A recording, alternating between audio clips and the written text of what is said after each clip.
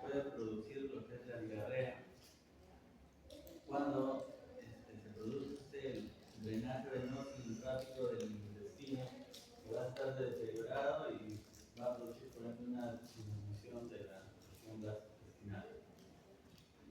La disnea también se va a producir en una asitis severa, ya que lo que va a hacer es elevar el diafragma y por ende va a tener un efecto restrictivo, ¿no?, para la expansión pulmonar. Y finalmente también se puede presentar como síndrome de respuesta inflamatoria sistémica, ¿no?, solo en caso se llegue a la peritonitis.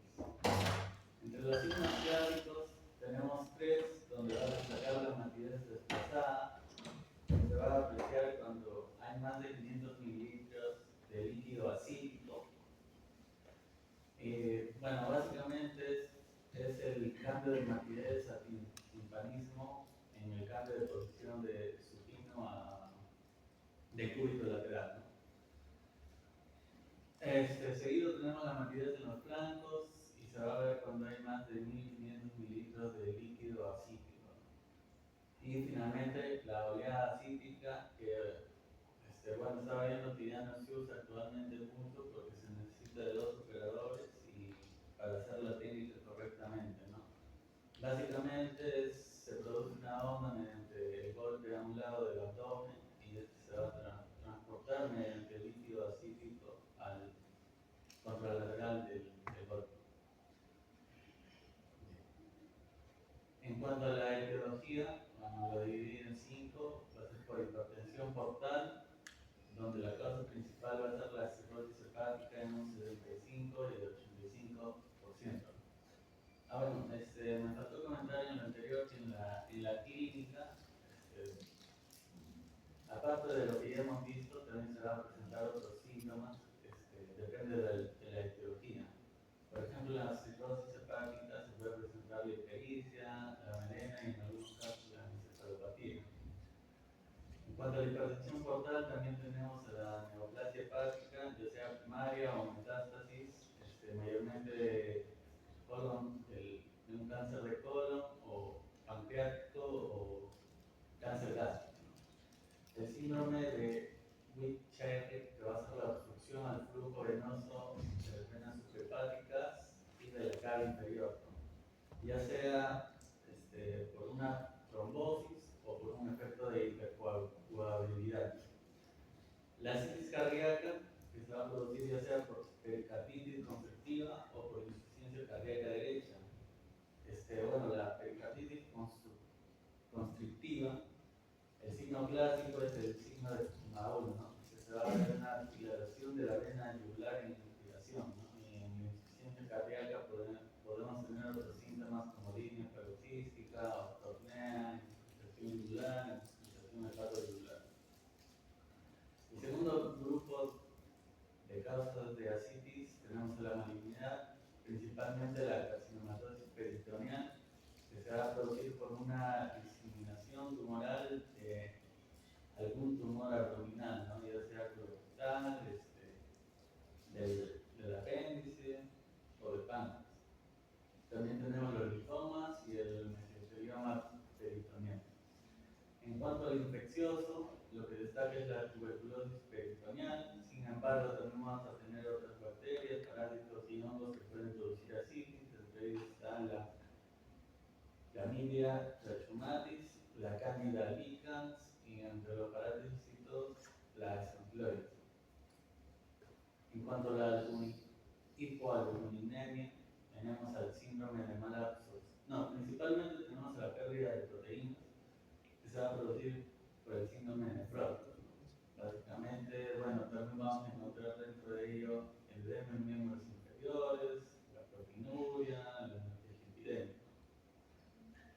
Y seguido tenemos el síndrome de malabsorción, la enfermedad de Whipple, se va a producir por un gran positivo localini, no lo recuerdo, pero es el agente causal. Y bueno, se va a caracterizar por artritis, ¿no?, por artritis y la asitis. La enfermedad celíaca, la gastroenteropatía, pierde proteínas y la gastroenteritis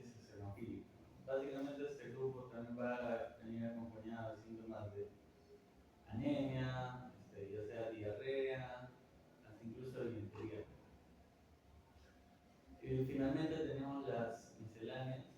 Bueno, tenemos la citis pancreática, que se va a producir por una rotura del conducto pancreático principal.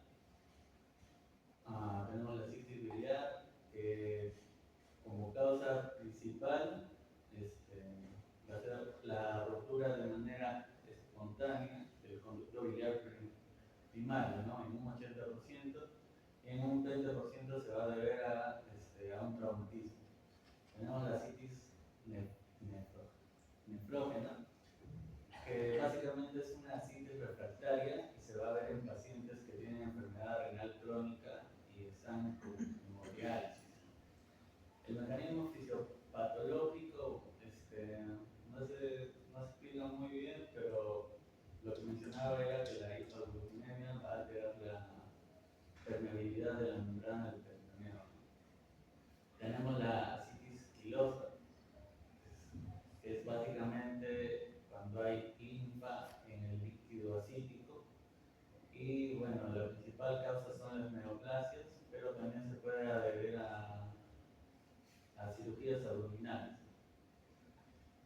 Bueno, esta citis se va a ver de color lechosa, y básicamente para el diagnóstico se tiene que tener más de 200 miligramos de triglicérido en líquido cítrico.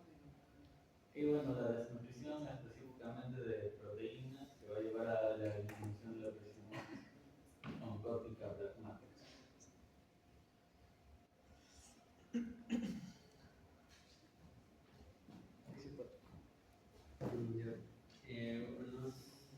Buenos días, compañeros. Ahora vamos a pasar a explicar acerca de la fisiopatología.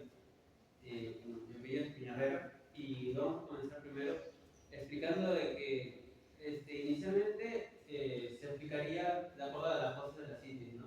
De ahí el cuadro menciona un montón de causas, de las cuales la principal sería la hipertensión portal, y dentro de las cuales la principal sería la cirrosis, junto con los demás síndromes y enfermedades hepáticas, ¿no? También están las enfermedades neoplásicas, infecciosas, pancreáticas, endocrinas, renales, las serositis y las urológicas, junto algunas de las cuales ya las explicó mi compañero.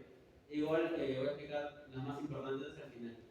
Entonces, iniciando o partiendo de lo que sería la hipertensión portal, que representaría un 80-85% de causas de citis, este se inicia o se explica justamente porque la cirrosis produce, ¿no?, fibrosis y nódulos regenerativos que comprimen el venos hepático. Todo parte de los sinusoides hepáticos. Y justamente esto hace de que aumente la presión, ¿no?, la presión hidrostática, y promueve la salida de líquido hacia el espacio linfático hepático. Y entonces, como una medida compensatoria, lo que hace el organismo es mandar lo que sería ácido nítrico, que justamente se encarga de la vasodilatación arterial esplántica, como resultado directo de la hipertensión portal. Entonces, esto se produce justamente por un aumento de la presión capilar esplántica, lo cual genera una mayor infiltración de líquido, y esto aumenta la permeabilidad vascular, así aumentando la formación de la linfa. Entonces, una vez que se forma la linfa, esto en etapas iniciales se drena por el conducto torácico hasta 20 litros por día.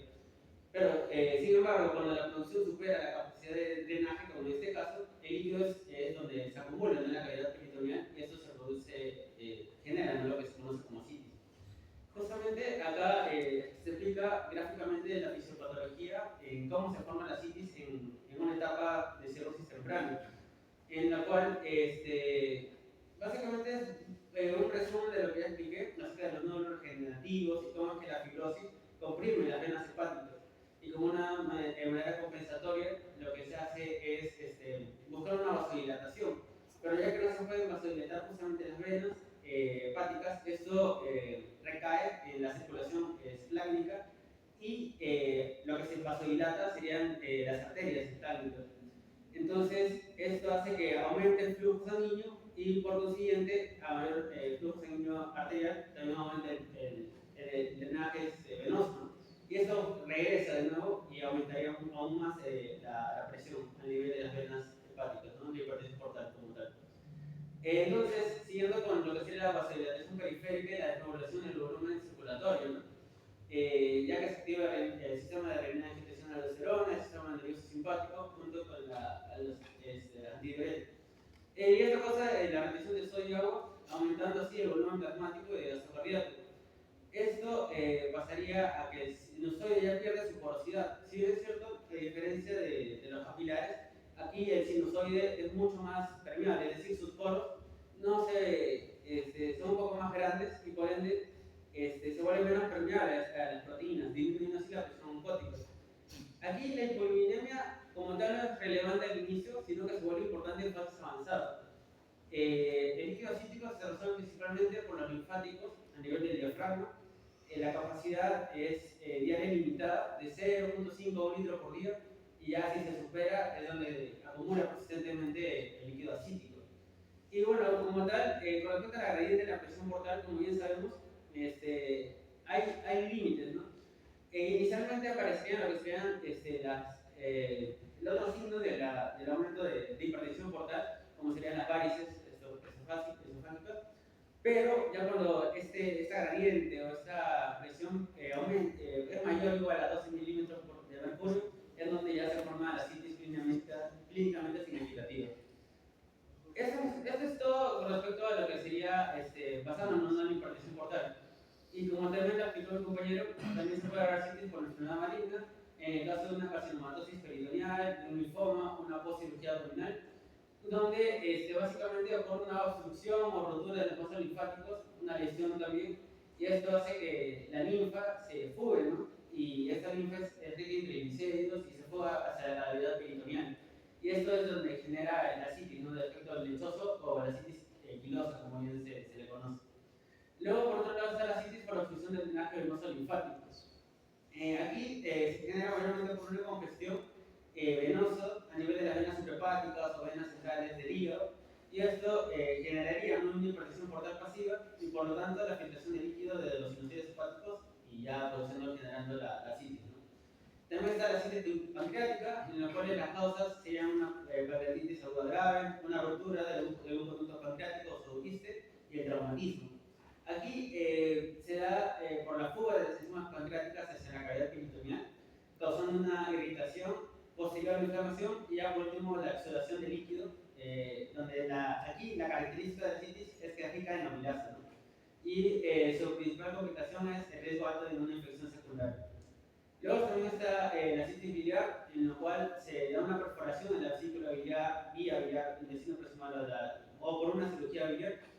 Y acá se da también por cualquier, ya sea por ejemplo por fuga de enzimas hepáticas o por bilis o por cualquier otro líquido externo a lo que sería a la cavidad peritoneal, se causa una irritación química del peritoneo, posteriormente sudoración inflamatoria y ya se forma la citis.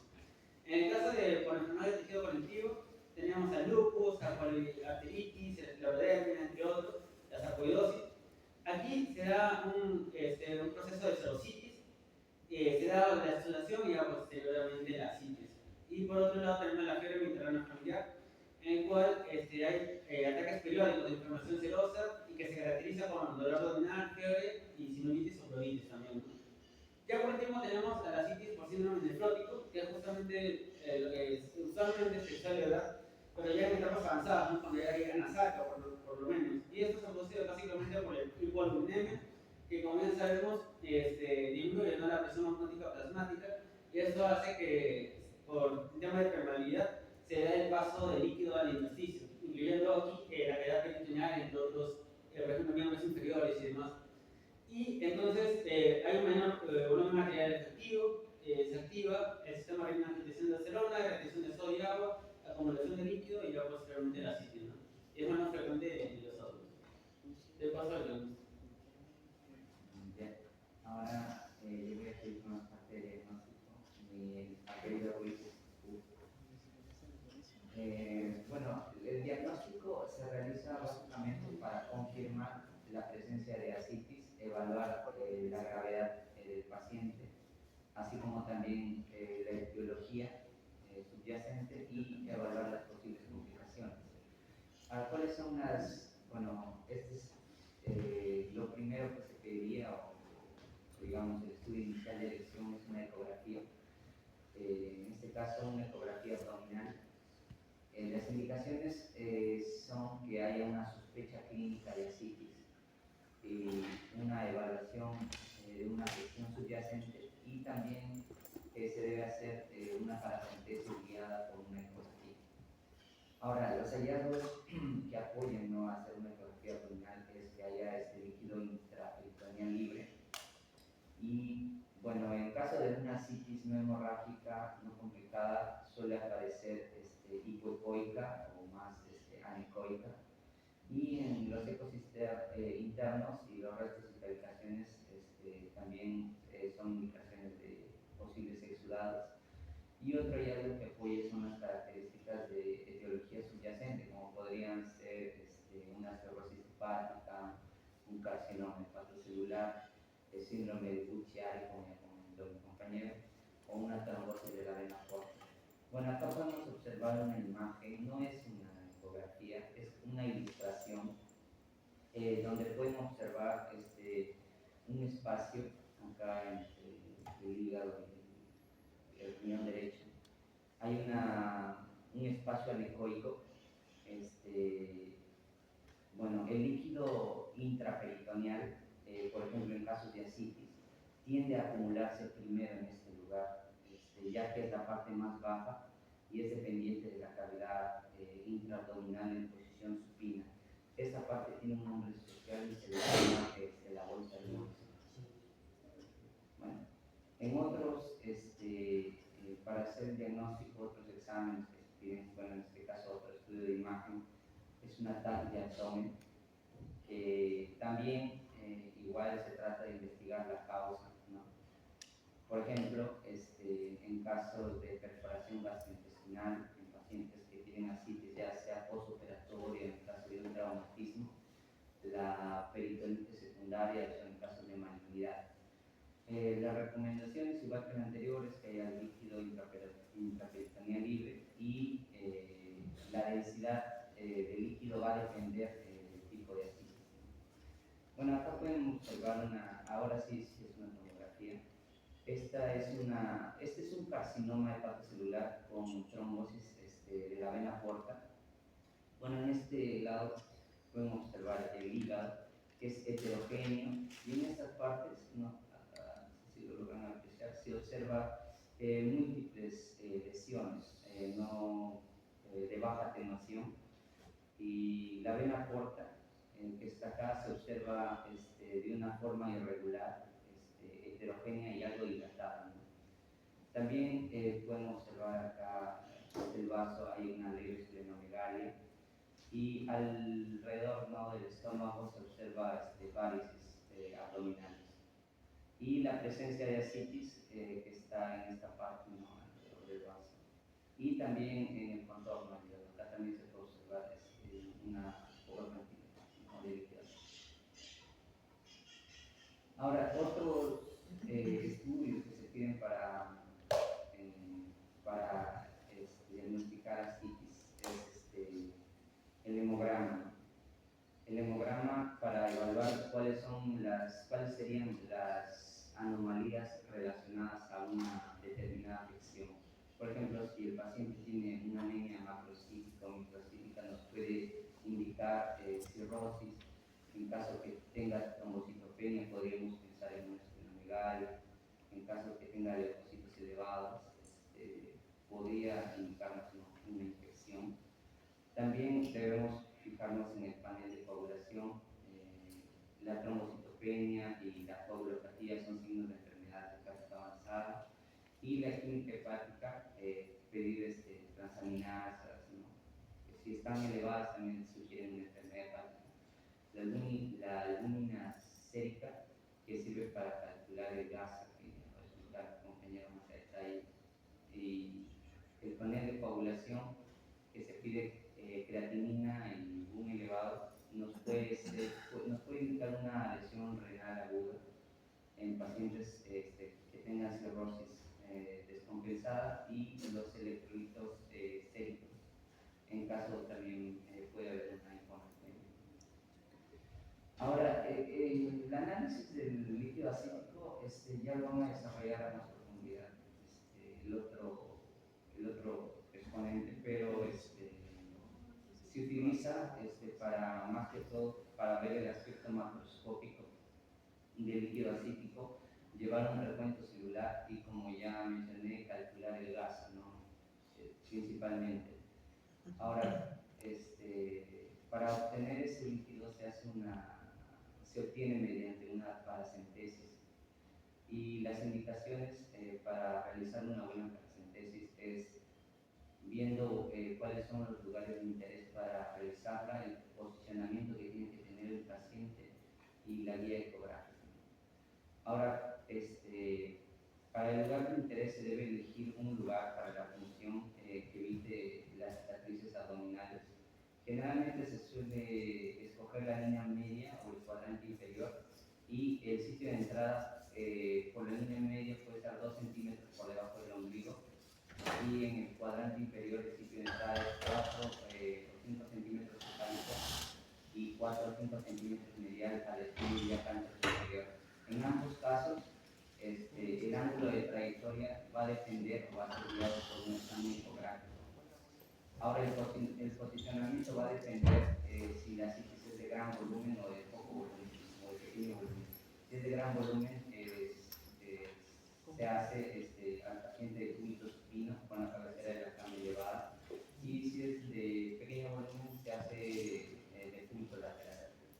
Y como ya mencioné lo de la guía ecográfica, está recomendado más que todo para localizar las acumulaciones de líquido, informar también la posición del paciente y identificar algunas condiciones que pueden agravar o que pueden poner en riesgo este procedimiento de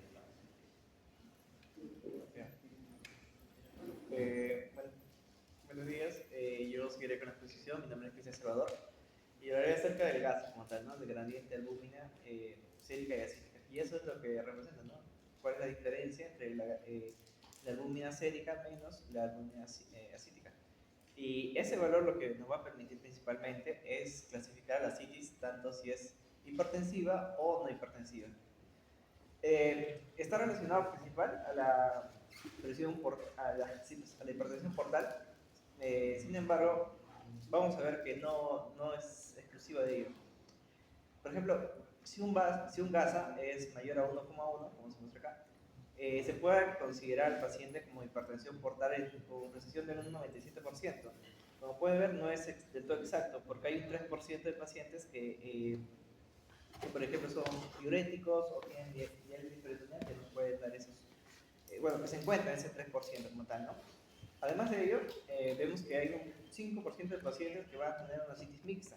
Quiere decir ello que van a tener tanto un componente de gradiente alto, como puede ser hipertensión portal, más un componente de gradiente bajo, que por lo general son componentes inflamatorios o neoplásicos.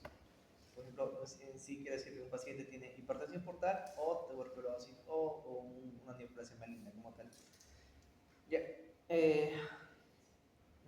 Aquí hay algunos ejemplos de lo que son el gradiente alto como tal. Vemos que un gradiente alto, como ya lo mencionó mi compañero en la fisiopatología, ¿qué es lo que va a ocurrir?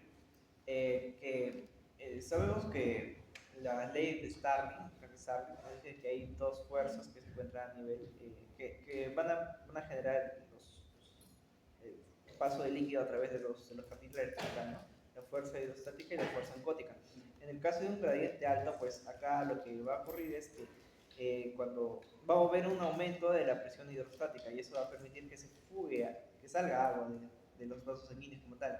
Al salirse agua, pues lo que va a generar es que la albúmina todavía se encuentre en el vaso sanguíneo como tal, y lo que se salga a la cavidad peritoneal, pues va a ser agua como tal, ¿no? Por ello va a haber mayor cantidad de albúmina en la parte sérica, y en la parte de acítica pues va a estar normal, porque solo va a salir agua, por eso el gradiente va a ser alto.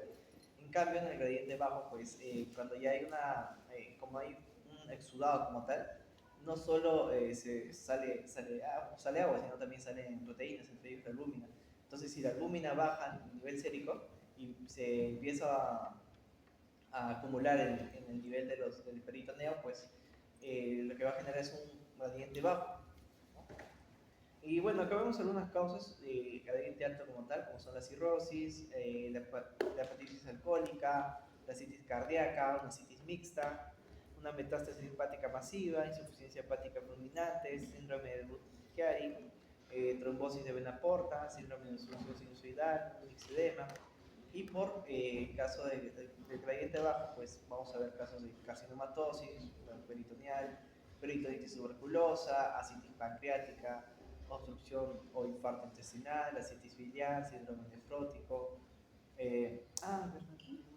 Eh, Hay un caso específico que es que va a haber un gas abajo, claro, pero no va a haber un componente inflamatorio, que es justo el síndrome nefrótico, ya que como sabemos, el síndrome nefrótico lo que va a hacer es que vamos a perder albúmina como tal, ¿no? Entonces eso va a generar que haya menos albúmina en la parte sérica y bueno, por eso se puede explicar de bajo como tal. Siguiente, por favor. Este gas. Puedes agrandar. Ya, ese flujograma que encontré como tal es que no solo el gas sirve bueno, sirve como un dato para clasificar la enfermedad que tiene el paciente. Por ejemplo, no solo tenemos que ver en la paracentesis el líquido como tal, ¿no? También tenemos que ver la diferenciación celular, ya que si es que hay un punto de corte que son 250, que nos va a indicar que hay una infección dentro del peritoneo como tal. Ahora también se tendría que ver si es que dentro de este líquido acítico pues hay predominio tanto de neutrófilos o de linfocitos como tal. Un aumento de neutrófilos como tal nos podría hablar acerca de una peritonitis bacterial espontánea o si no de una peritonitis bacterial secundaria. En el caso del linfocito, si es que hay un aumento de ello, pues nos hablaría acerca de la tuberculosis o de una neoplasia o de malignidad como tal. Entonces, ¿cómo vemos si es que, cómo diferenciamos si es que es una peritonitis bacterial espontánea o una peritonitis bacterial secundaria? Entonces, lo que se ve, bueno, se trata de ver en ese diapo, es que si las proteínas están aumentadas y además de ello se acompaña de glucosa mayor a 50, entonces proteína mayor a 1 y glucosa mayor a 50 nos haría pensar en una peritonitis bacteriana secundaria. En cambio, si la proteína se encontrara disminuida, nos podría hablar de una peritonitis bacteriana espontánea. Ahora también, ¿cómo diferenciamos también si es que la citis es por falla cardíaca o por cirrosis? Si se encuentra mayor a 2 gramos por decilitro, entonces hablaríamos de falla cardíaca, pero si se encuentra menor a 2.5 gramos por decilitro, estaríamos hablando de cirrosis. Y algo también importante que ya lo mencioné es que el GASA, menor a 1,1, y que se encuentra con proteínas también menor a 2.5, estaríamos hablando ya de un síndrome nefrótico. Eso es todo, mi parte.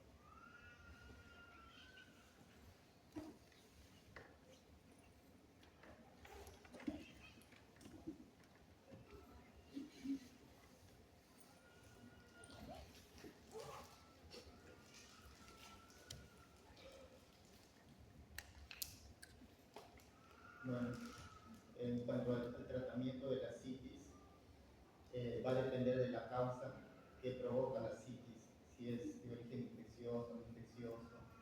Puede ser por cirrosis, que es lo más común, lo más frecuente, puede ser también por una neoplasia o por un origen infeccioso, ¿no? Por una tuberculosis, o también por asitis pilosa, o también puede ser por insuficiencia cardíaca. Estas son las causas más comunes de la citis. También se tiene que tomar en cuenta la gravedad, ¿no? Es decir, si estamos hablando de una citis de grado 1, grado 2 o grado 3, porque la citis, por ejemplo, de grado 3 se necesita hacer, ¿no?, paracentesis evacuatora porque es atención, es decir, le va a generar bastante molestia al paciente. En cuanto a la ascitis, que es más frecuente, que es la ascitis por cirrosis hepática, aquí, si recorremos la fisiopatología, acaba de haber una hipertensión portal, va a generar una vasodilatación y por un mecanismo compensatorio del sistema adrenina-angiotensina-aldosterona se va a retener agua y sodio en la cavidad peritoneal, ¿no? Entonces, el tratamiento va a ser dirigido a poder resolver esa causa. Es decir, si está reteniendo sodio, entonces hay que darle tratamiento, hay que decir al paciente que no debe consumir mucho sodio, ¿no? Menos de 2 gramos por día. Ahora, el paciente ascítico está reteniendo líquidos, entonces también el paciente tiene que dejar de comer, de tomar líquido, no agua, entre otros líquidos. Y también porque el paciente puede cursar con edema, ¿no? También se le indica diuréticos. En este caso se le indica espironolactona, que es un diurético importante. Esto, lo que va a hacer la espironolactona es lo que va a hacer es disminuir, ¿no?, la cantidad de líquido en la cavidad peritoneal. En un inicio se le puede dar 100 miligramos por día o también se le puede dar hasta 400 miligramos. El problema de la espironolactona es que acumula mucho potasio. A diferencia de la furosemida, ¿no? La furosemida lo que va a hacer es, también tiene el mismo, se puede decir, tiene el mismo fin, ¿no?, disminuir el líquido acítico, porque es un diurético de asa. Y lo bueno de la furosemida es que va a corregir, ¿no?, lo que es la hipercalemia que está dejando la espironolactona. Por eso que a veces se le da espironolactona y furosemida, ¿no? Y esto tiene que tener una relación de 100 a 40. Es decir, le da espironolactona, que es muy importante, bajo el líquido acítico, acumula hipercalemia, y a veces la furosemida también va a ayudar, ¿no?, a disminuir el líquido acítico, el edema, y a la vez a corregir la hipercalemia. También se les hace paracentesis evacuadora para ascitis de grado 3. También se le conoce como ascitis a tensión. Esto porque es un grado severo, ¿no?, que va a generar molestias y se puede extraer hasta 5 litros en una sola sesión.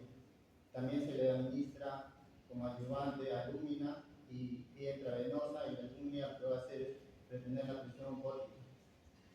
Porque recordemos, ¿no?, que por la fisiopatología va a aumentar la presión hidrostática y muchas veces disminuye la presión oncótica, y por eso también se produce la ascitis. Se le puede dar entre 6 a 8 gramos por litro, extraído para prevenir función circulatoria por paracentesis. También puede haber, en casos de pacientes que se les hace se le da medicamentos, ¿no?, furosemida, espironolactona, pero no responden al tratamiento, se le llama ascitis refractaria.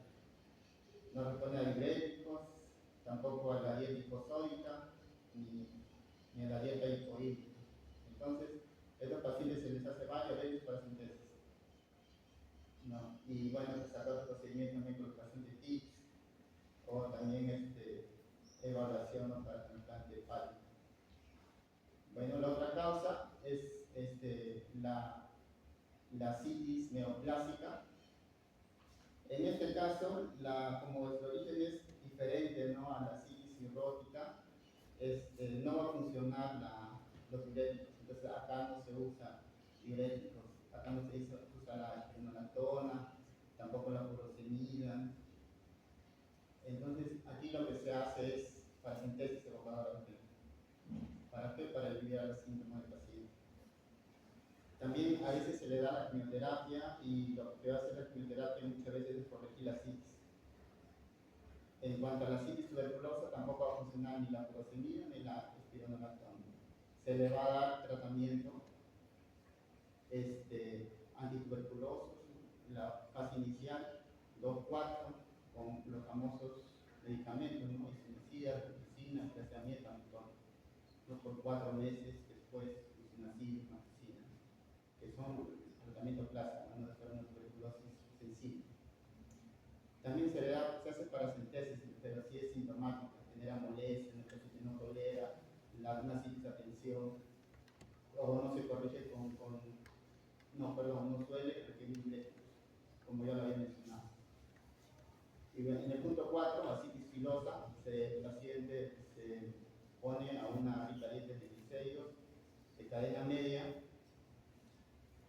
También se le hace paracentesis terapéutica si hay desconfort, molestias, y también tratarlo en la causa de fondo, que puede ser un linfoma, puede ser una tuberculosis, puede ser cáncer también que genera la citis filosa, ¿no? Llena de líquido purulento, líquido confuso. Y por último tenemos la citis por insuficiencia cardíaca. Aquí sí va a tener un comportamiento muy parecido a la citis cirrótica. Si se dan cuenta, también se usa diuréticos como furosemida, espinolatona, y también un control tanto en líquido y sólido. Y también, obviamente, se tiene que corregir la causa subyacente, que puede ser una pericarditis o también de repente otra gente que está causando la citis por insuficiencia cardíaca. Bueno, eso sería por mi parte, doctora.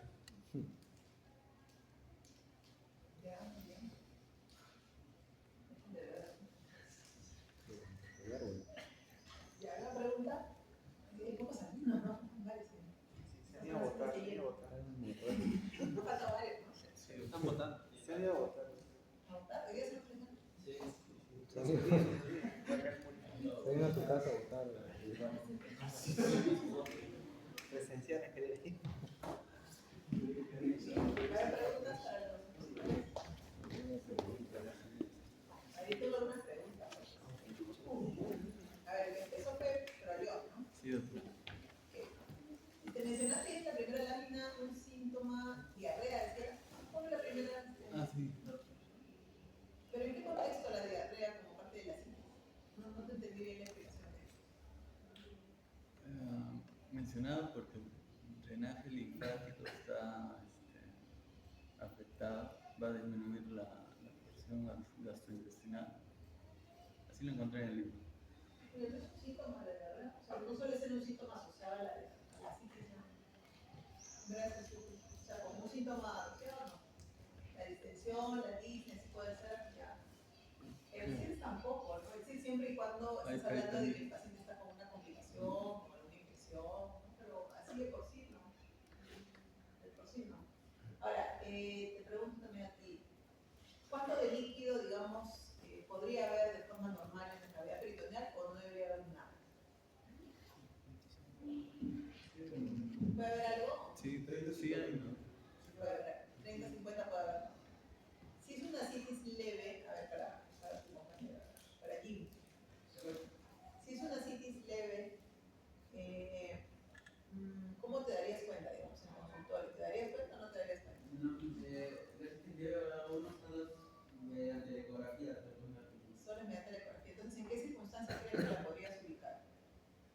Porque el paciente no creo que te consulte por eso. ¿O sí crees que te consulte por eso?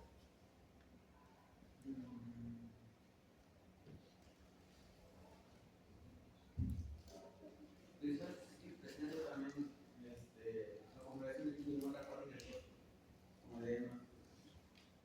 Podría ser, pero es muy raro.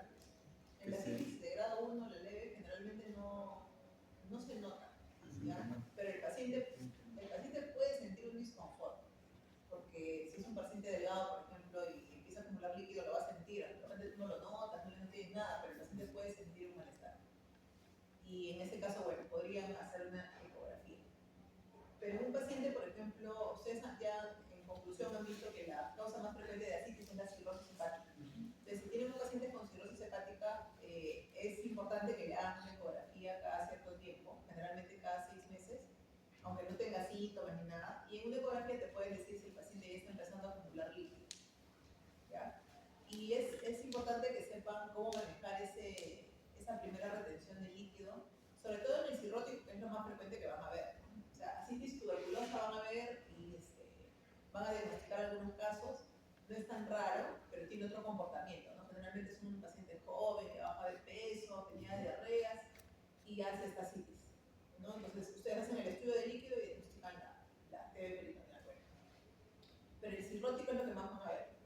Entonces, si encuentran, por ejemplo, un paciente que es cirrótico, ustedes le están haciendo seguimiento en consultorio, no se le nota que tenga citis, pero le hacen la ecografía y tiene citis, ¿cómo empiezan su manejo?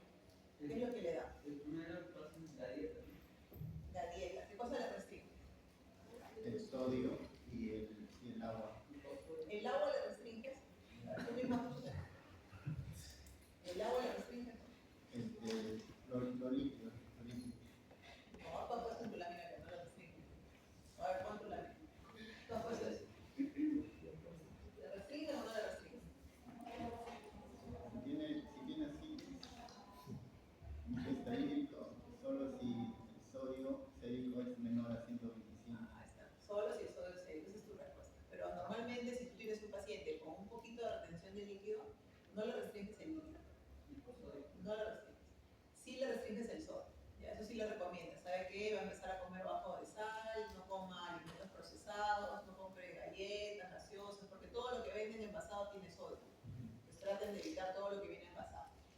Ya, entonces, no restricción de líquido. Ya, eso acuérdense porque eso es una práctica errónea, frecuente en el hospital, ¿no? El paciente está con ascitis, quítale el agua. Y el pobre paciente se deshidrata. Más aún en el grado 2. Porque, por ejemplo, en el grado 2, ¿qué hacen? A ver, que te ayude tu compañero Salvador. En el grado 2, por ejemplo, ¿qué hacen?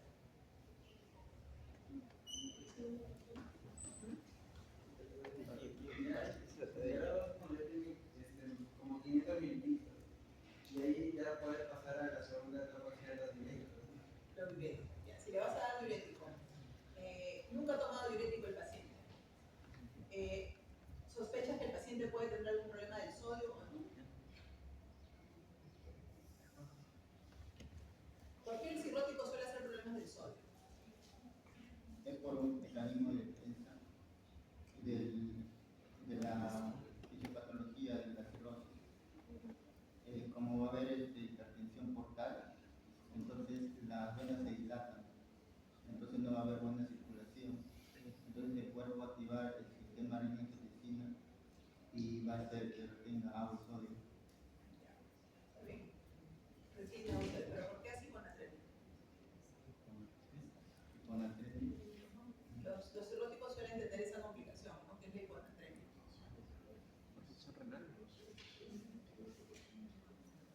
Sí, pero la hiponatremia generalmente es porque ya está usando diuréticos.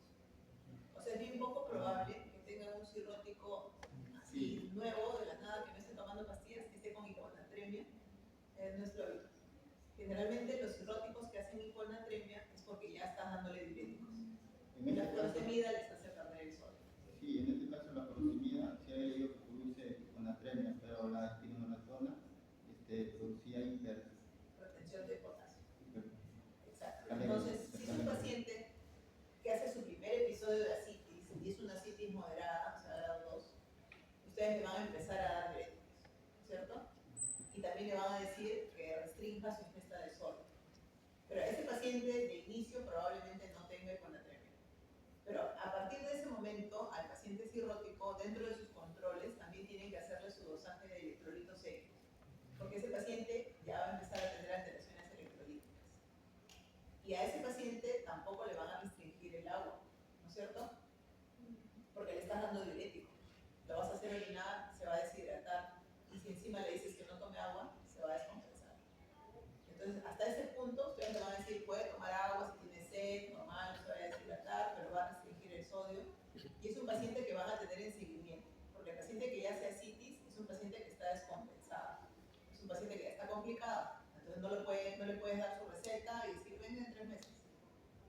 Sobre todo si le estás empezando a dar diurético. Es un paciente que lo tienes que tener ahí en seguimiento cercano. Ya.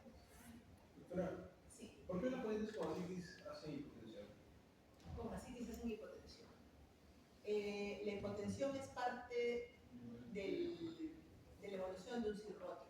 No es solo por la ascitis, es parte de las complicaciones de un cirrótico. Hacen una vasodilatación esplácnica, que quiere decir que la mayor parte de su flujo sanguíneo se va al abdomen y periféricamente pierden líquido. O sea, es como si todo el líquido de la periferia se les va hacia adentro. Entonces ahí es donde se activan estos mecanismos de renina angiotensina aldosterona para tratar de subir la presión arterial del paciente. Son pacientes que son hipotensos porque tienen mucha vasodilatación muscular. Y eso, ¿para qué te sirve saber eso? Por ejemplo, si el paciente viene con sangrado por varices esofágicas, esa es una complicación. Y ese paciente, ustedes ya tienen que saber que está vasodilatado, si le decimos no tiene vasodilatación esplática. Entonces, a ese paciente ustedes le van a poner un vasoconstrictor esplático para tratar de disminuir y manejar el tema de los volúmenes. Por eso cuando el paciente viene complicado con sangrado varicial, le van a dar octreotide, por ejemplo. Es un vasoconstrictor esplático. O cuando viene con, por ejemplo, la peritonitis bacteriana espontánea o hace síndrome hepatorenal, le van a dar la terlipresina, que también es un vasoconstrictor esplático. Entonces, es parte de la evolución del cirrótico. El cirrótico suele ser hipotenso. El cirrótico también, cuando empieza a tener complicaciones, se le suele dar un beta bloqueante, ¿no es cierto? O le damos propanolol, o le damos carvedilol, que también le baja la presión al cirrótico. Los cirróticos que eran hipertensos dejan de ser hipertensos cuando ya empiezan a tener complicaciones de la cirrosis. Entonces, eso es parte de la hemodinamia del cirrótico. Son maneras. Ahora, ¿con qué diurético empiezan? Ahí también las puedes. Sí, con espironolactona. Si el cirrótico solamente está haciendo asitis moderada y no tiene edema de miembros inferiores, pueden darle solo la espironolactona, que es un diurético más suave. Pero si el paciente ya llega con edema, todo hinchado, canasarca, sí sería bueno empezar los dos. Espironolactona más clozapina. Y la dosis, como han visto ahí, eso también tienen que saberlo, la pueden ir subiendo, la van duplicando. Y siempre en una relación 1-1, como les ha puesto ahí, ¿no? Si le das una furosemida, le das una espironolactona. Si a la semana ves que el paciente no está perdiendo peso, le duplicas.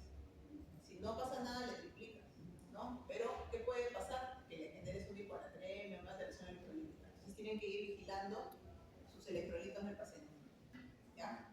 Pero pueden ir haciendo eso. Ahora, ¿qué pasa si llegan a 2 pastillas de furosemida y 2 de espironolactona y el paciente se va a 120 de sodio? ¿Qué pasa? Que el paciente no tolera, ¿no es cierto? Ya tratan de corregirle, le bajan los diuréticos, le mejoran la dieta, le vuelves a intentar subir a 2 pastillas y otra vez el paciente hace hiponatremia. ¿Eso cómo se llama? Refractario. Es una asitis refractaria porque es un paciente que ya no responde al tratamiento. No le puedes subir la dosis porque se complica. Se complica. Ese es un tipo de asitis refractaria. Luego está el paciente que tú le das 3, el paciente tolera, no así tolera. Le das 4 y no tolera, ya hasta 4 le podemos dar, no le podemos dar 5, ya mucho. Entonces, esa es una asitis que es resistente, no responde a los diuréticos, ¿no es cierto? Y ahí ya pasan al siguiente paso, ¿no es cierto? A hacer la paracentesis. Y entonces, y en la mayoría de hospitales van a encontrar, incluso acá tenemos, que es como un programa, digamos, de paracentesis ambulatorio. Porque los cirróticos que ya llegan a cierta etapa de complicación, ya no tienes cómo corregirle la paracentesis, ¿no? A menos que le hagas tips, que le trasplanten, ¿no? Pero si no, el paciente, pobrecito, cada 2 semanas, 3 semanas o 4 semanas, viene así de su casa para sacarle líquido. Entonces, como el acítico, el cirrótico como asitis severa, acumula 10, 15 litros, realmente son 5 litros, no pasa un montón. Entonces, ¿se le puede sacar todo? Sí, se le puede sacar todo, pero con reposición de albúmina. ¿Ya? No sé si algún grupo ha visto, pero acá le ponemos albúmina cuando sacamos el líquido acítico. Sí. Esos pomitos amarillos, Ya lo he mencionado. ¿no es cierto? ¿Cuánto le pones? Intravenosa, si es mayor a 5 litros evacuado. Exacto. Entonces, si por ejemplo es un paciente que no tiene plata, el CIS no compró albúmina y lo tiene con asitis a tensión, le puedes sacar máximo 5 litros, le puedes sacar 5 litros sin ponerle albúmina. Eso es lo permitido. Pero si el paciente está ya que va a explotar y le quiere sacar 10 litros, no le puedes sacar sin albúmina. Entonces la albúmina le empiezas a corregir a la dosis que dice ahí. Le vas a poner 6 a 8 gramos de albúmina por cada litro que le sacas. Entonces, si le quieres sacar 10 litros, ¿cuánto de albúmina le tendrías que poner? 12. Por cada litro. Si son 10, 60, ya 60. ¿No te pones un partido de 5? No. Si le vas a sacar más de 5, empiezas a contar del total. Del total, no del sexto. ¿Cuánto le pondrías? Son 60 gramos de albúmina. ¿A cuántas frascos equivale eso?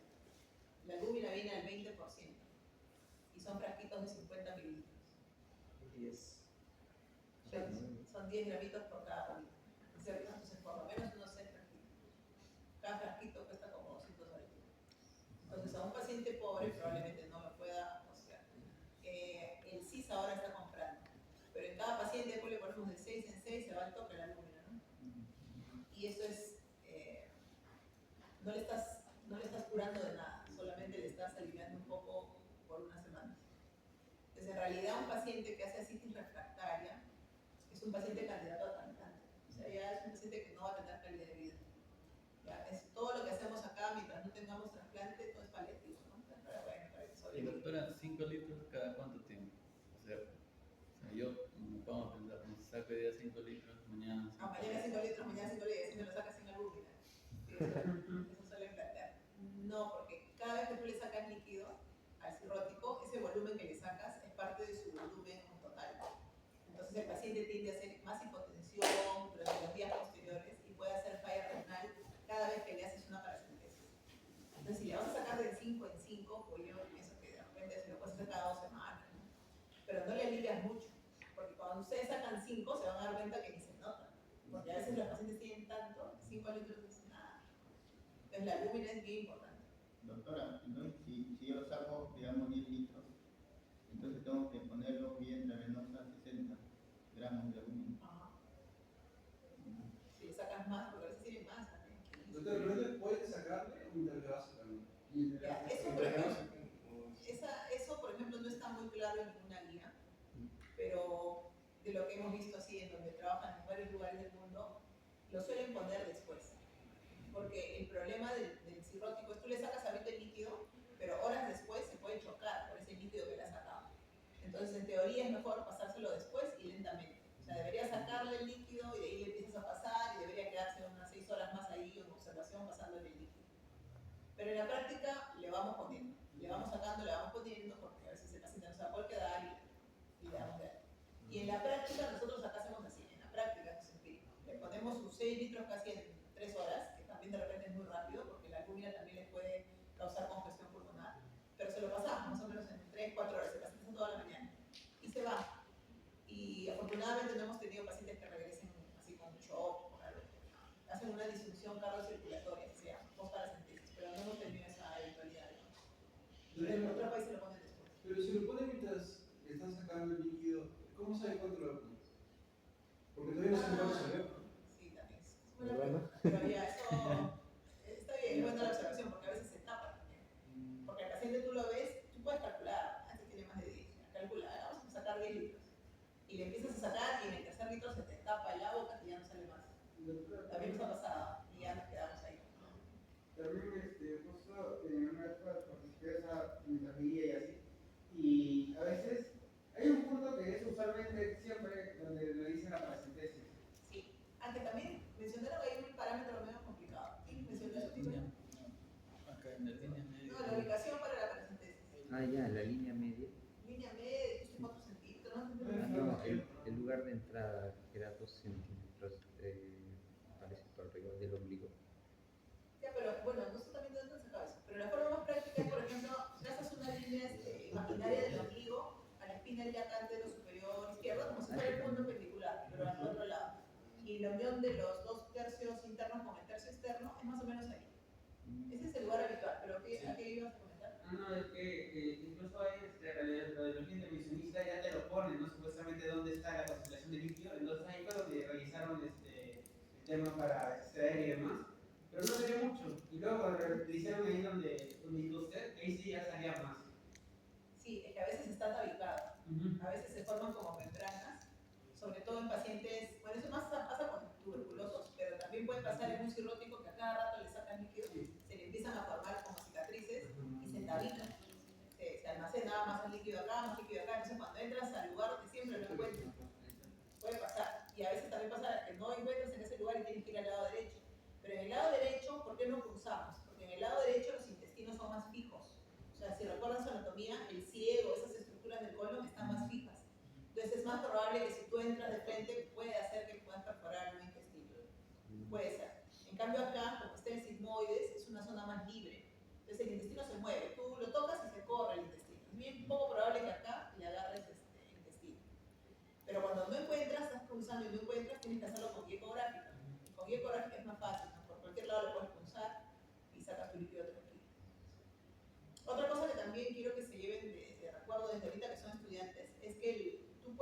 usar el cirrótico independientemente de su INR, de sus plaquetas.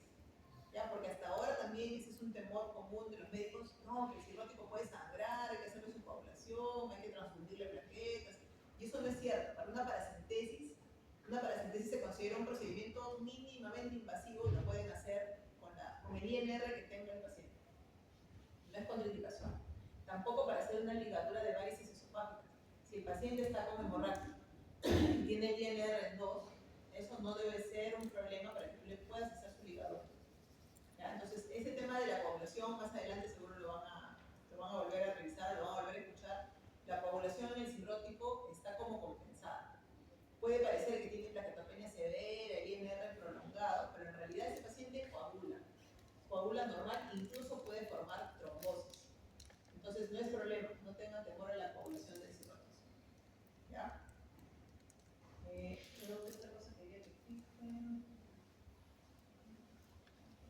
Bueno, y recordar así de forma práctica, ¿no? Siempre que tengan, a ver, ¿quién no ha participado? ¿Qué exámenes le piden cuando sacan líquido?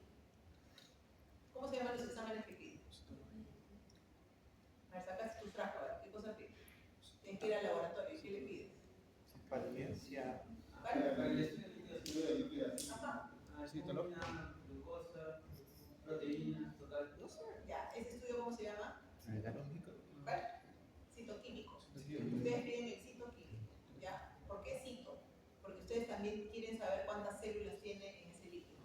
Porque ahí mostraron un algoritmo bien complicado de que en el líquido también les van a informar cuántas células hay, ¿no es cierto? Y según el número de polimorfos nucleares, ustedes van a ver si el paciente tiene una peritonitis bacteriana. Entonces le van a pedir citoquímico. En el citoquímico, en cualquier laboratorio, les van a informar cuántos leucocitos tiene, cuántos hepatíes tiene, cuánto de albúmina tiene, cuánto de proteínas, cuánto de glucosa. Por lo menos eso. Si quieren algo más puntual, lo piden. O sea, tú puedes pedir, por ejemplo, quiero que me analices triglicéridos en líquidos, les pides. Quiero que me analices DHL, les pides, porque si no, no te lo hacen. ¿Sí? Ah, sí, creo que. ¿Por qué se corrige el número de leucocitos, el número de polimorfo Se nuclear? corrige porque a veces cuando la función ha sido traumática, a veces hay muchos hematíes y te va a confundir el número de hematíes. Tienes que corregirlo para que solamente tengas el calculado del informe. Y entonces piden el citoquímico. O sea, tienen un paciente y le mandas el citoquímico. Ese mismo día que tú le sacas el líquido, tienes que también mandar una muestra de sangre de la albúmina, de la sangre, para que puedas hacer el gas. ¿Ya? También acuérdense de eso. No es que llegó hace 5 días, tiene una albúmina de hace 5 días y hoy día le toman el líquido. No, le vuelven a hacer su albúmina. El gasa se calcula el mismo día. Ya, ese es uno. ¿Qué más le piden? Como otra causa frecuente de tuberculosis, de asitis es la tuberculosa, ¿qué le piden? El líquido. Ah, ¿y qué cosa es el ADA? Una proteína. Adenosina diaminasa. No es el PK, ¿no es cierto? Es una proteína de degradación de los neutrófilos, me parece que te marca cuando hay tuberculosis. ¿Ya? Y si también otra causa es la asitis neoplásica, ¿qué le piden? Citometría de flujo. No, lo que hacemos es un block cell o un Papa Nicolau de líquido, que lo hace el patólogo. Entonces juntan una muestra, para la muestra de las células malignas sí necesitan una buena muestra, puede ser 300 a 500, no un pomito, sino un frasco grande, y eso lo van a llevar a patología, no al laboratorio. Eso lo hace el patólogo. Hace un centrifugado de ese líquido y el remanente de células lo observa en el microscopio para ver si hay células neoplásicas. Entonces eso es lo básico que tienen que pedir. Cuando sean internos, acuérdense, ¿no? Su block cell es el frasquito grande, su muestrita para ADA y su muestrita para citoquímico. Y si están sospechando que es una peritonitis bacteriana espontánea, hay otro examen más importante que tienen que pedir. Más importante, si estás pensando en una peritonitis bacteriana, un cultivo. El cultivo es básico. Mandan su cultivo de líquido, de todas maneras. Y el cultivo también depende del hospital donde hagan. A veces les van a dar un frasco como de orina para que echen su muestra, pero en algunos lugares, como en el seguro, les dan una botellita donde hacen el cultivo y ahí pueden meter su líquido acítico para que sea mejor el examen. Entonces, el cultivo es importante cuando ya sospechas de una PBE. Ahora, ustedes dirán, por ejemplo, ¿en qué momento ustedes hacen? Si ustedes ya saben que el paciente es cirrótico, ¿no? Ya es cirrótico, ya no quiero hacerle gasa, ya sé que es cirrótico, ¿no? Pero ¿por qué le hacen el estudio de líquido? O sea, ¿cuáles son las circunstancias en las que tú le haces el líquido a un paciente? Pero esa de la paracentesis, o sea, desde el primer momento que llega no se hace una evacuatoria y además diagnóstica, como que les das los diagnósticos que utilizan. O sea, a todo paciente que llegue. No, a todo, depende de las circunstancias. Por eso te digo, digamos que tú tienes un paciente cirrótico que primera vez que hace así. Primera vez, él nunca, el doctor así hinchando viene al consultorio. Entonces, toda citis, por primera vez en un paciente, aunque sea cirrótico, aunque tú ya sepas, debes tomar la muestra. Le tomas muestra. Primera citis. Luego, todo paciente que ingresa a hospitalizarse con asitis, debes tomar una muestra. Aunque tú ya sepas que es cirrótico, aunque tú ya sepas, debes tomar una muestra. Porque con frecuencia los cirróticos vienen por el PBE, por la peritonitis. Entonces, tienes que tener una muestra de ingreso de líquidos. Que le hagan de evacuatoria, generalmente la evacuatoria no es la primera intención. Tu primera intención siempre es que el paciente tome sus diuréticos y que solito corrija su asitis. No es tu primera intención, tu paracentesis ya es tu última salida, ¿no? Ya, el paciente no tolera nada, ya, paracentesis evacuatoria. Pero siempre hay que tratar que el paciente regule su asitis con pastillas. ¿Ya? Y también es importante la nutrición, porque a veces el paciente hace mucha hipoalbuminemia, pero ni siquiera tanto por la cirrosis, sino porque está desnutrido. Porque el cirrótico, cuando sabe que tiene cirrosis, se deprime, no te entiende, no come, piensa que todo le hace mal y se desnutre peor. Y eso empeora el pronóstico del cirrótico.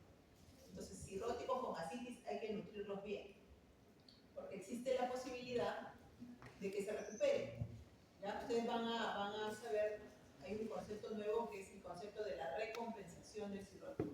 Entonces, normalmente un paciente con asitis es un paciente que tú consideras que tiene cirrosis avanzada.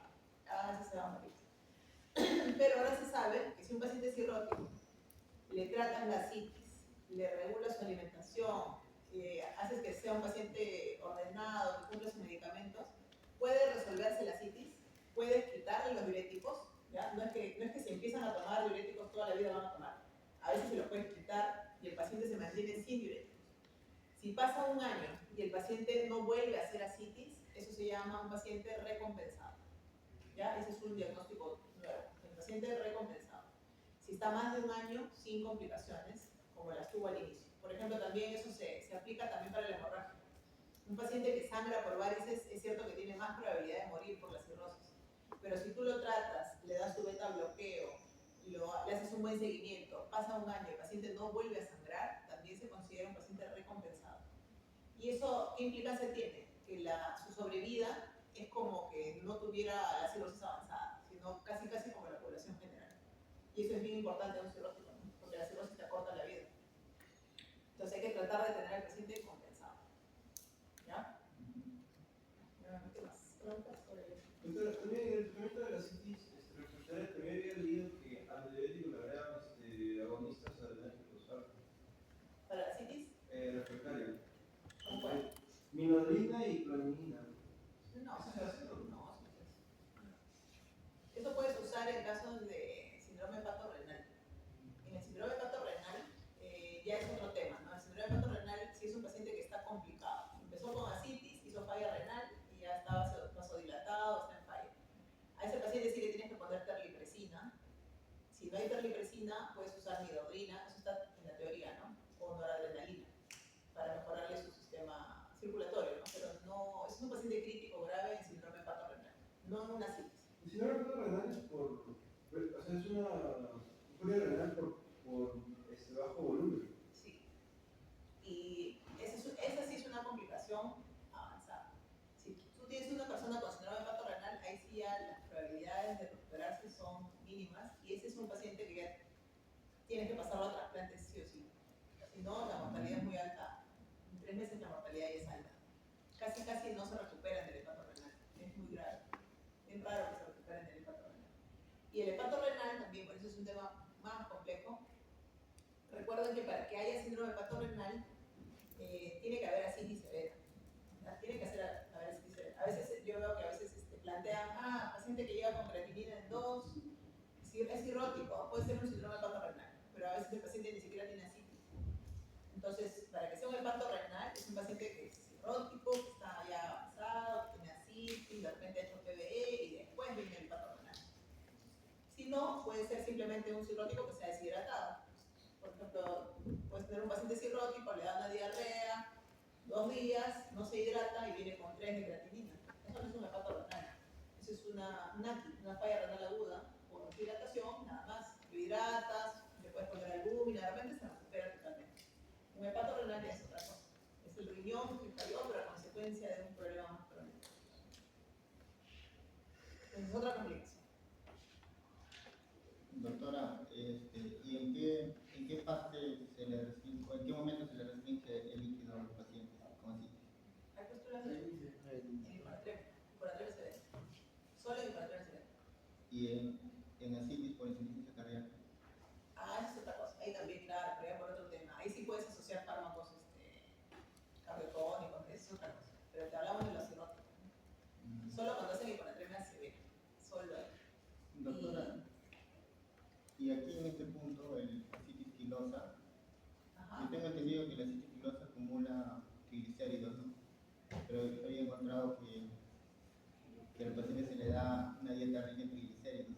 Si los pacientes tienen triglicéridos aumentados, ¿qué sentido tendría darle triglicéridos? No, dieta, o sea, asitis quilosa es por ejemplo, acá tenemos una señora con cirrosis hepática que siempre venía para sus paracentesis y de pronto al año, no sé, su líquido empezó a salir piloso. O sea, suponemos que se ha obstruido algún linfático, algo pasa. Y ahora le sacas líquido y sale como leche. Es una asitis quilosa. Le hemos hecho el análisis, tiene triglicéridos altos, pero la señora es cirrótica. Hemos investigado si tiene una causa, un cáncer, un tumor, algo. Nada. Que coma, no tiene nada, tiene TB, solo es cirrótica, pero ahora su líquido es quiloso. En realidad no hay tratamiento para eso. O sea, solamente le hacemos paracentesis y paracentesis. Y su estado nutricional, de lo general que le hemos visto, no se ha alterado. O sea, no le estamos dando suplementos de nada. Es raro, pero sí van a ver, sale como leche, blanco. Y bueno, en la TV también, bueno. Eso lo van a... Tiene el cuadro clínico de una TV, paciente adelgazado, con fiebre, puede no haber tenido problema respiratorio y viene con asitis. Y la asitis también ya me he hecho su clase de TV, pero puede haber asitis tuberculosa sin tuberculosis intestinal. No siempre están de la mano. No siempre, a veces solamente se afecta el peritoneo y el paciente no tiene diarrea, no tiene nada. Le haces la colonoscopia y no tiene nada. Entonces, son entidades separadas, ¿no? La tuberculosis abdominal puede afectar el peritoneo, puede afectar su intestino, son cosas diferentes. Vamos a hacer una clase.